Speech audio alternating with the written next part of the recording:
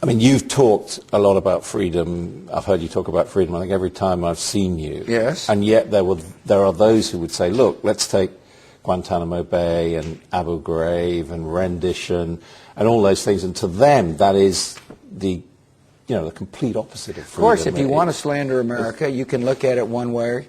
But you go down, what you need to do, I think I suggested you do this at a press conference. You go down there to Guantanamo and take a look at how these prisoners are treated. And they're working it through our court systems.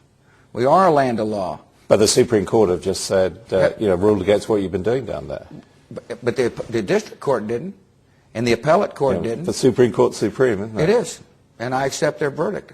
I don't agree with their verdict, and it's not what I was doing down there. This was a law passed by our United States Congress that I worked with the Congress to get passed and signed into law. It looked like an attempt to bypass the Constitution to a certain extent. This is a law passed, Adam. We passed a law. Bypassing the Constitution means that we did something, outside the bounds of the Constitution. We went to the Congress and got a piece of legislation passed. And so I said... Which is now being struck down, effectively. It is. And I accept what the Supreme Court did. I necessarily don't have to agree with it. I mean... And my only point to you is that, we certainly wish Abu Ghraib hadn't happened, but that should not reflect, America. This was the actions of some soldiers.